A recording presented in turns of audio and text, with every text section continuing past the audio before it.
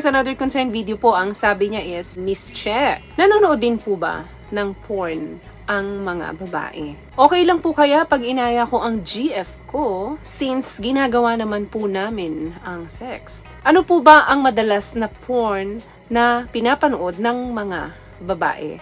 Tips naman po, sana mapansin. Well, the answer is yes. Marami pong mga kababaihan ang nakapanood na ng porn. Magkaiba po kasi yung nanonood talaga at saka yung mga nakapanood na. But there are some women po talaga na nanonood ng porn regularly kapag gusto nila para ma-ignite yung kanilang libog sa katawan. Nakadepende po yan sa babae. Kaya better na tanungin mo yung partner mo kung siya ba ay nakapanood na nito, nanonood nito at okay lang ba kung manood kayo together. Kapag sinabi niyang yes, edi go kayo. Pag sinabi niya namang no, irespeto mo yun. Okay, ano ba yung mga types of porn na pinapanood ng mga kababaihan? Number 1, alam nyo ba, according sa mga research na mas nag-i-stay ang mga babae manood dito sa site na to kapag gusto nilang magsarili compare sa mga kalalakihan. Ang mga kababaihan na nanonood talaga nito, hindi lang curiosity but may purpose. Possible na magsasarili siya, kaya siya nagpunta sa site na to. Alam naman natin na mas matagal mag-orgasm ang babae kesa sa lalaki,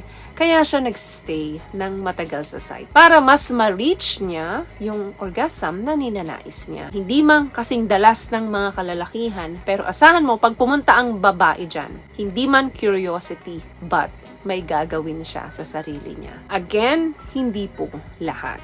Another thing, according sa research, pinapanood din ng mga babaeng nagpupunta sa site na ganito, yung mga lalaking mahilig kumain ng petchay. So, tinitingnan ng mga kababaihan yung stroke na yan at ano ang iba't ibang stroke na ginagawa ng mga kalalakihan. At isa sa choice namin yan, yung curiosity, paano kaya pinipleasure ng mga kalalakihan yung mga partner nila kapag kinakain nila ito. Naku-curious din kami kung paano mag-scream ang mga iba't ibang klase ng babae sa tuwing sila ay kinakain down there. So, isa sa best list naming mga kababaihan yan kapag nanonood kami ng porn.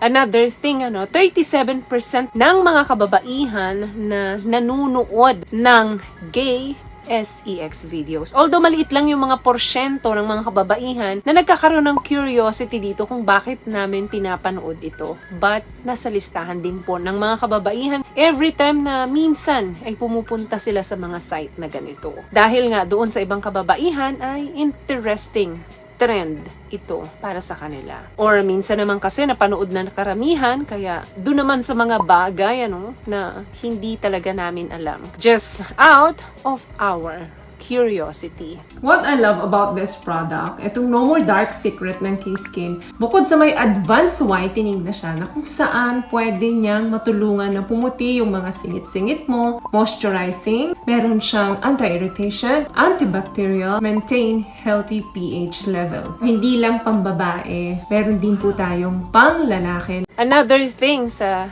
sinesearch namin kapag kami ay nanonood sa ganitong site is yung, of course, yung highly searched keyword. Kasi diba, kapag pumunta ka sa mga site na yan, makikita mo naman kung ano yung pinaka-searchable. Ibig sabihin yung madalas na pinapanood ng mga kababaihan. And the highest search volume was women looking for large iba't ibang klase ng size ng saging ng lalaki. Bawa dyan yung mga world biggest saging yan. Out of curiosity, pinapanood din naming mga kababaihan yan. And according sa research, 499% ng mga kababaihan and also ng mga gay, ang pinaka-sinesearch nila is yung may mga malalaking ari. Tapos, ang mga nanonood lang ng mga romantic SEX is only 125%.